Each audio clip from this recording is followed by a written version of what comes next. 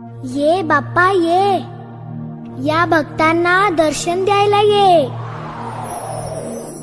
होय.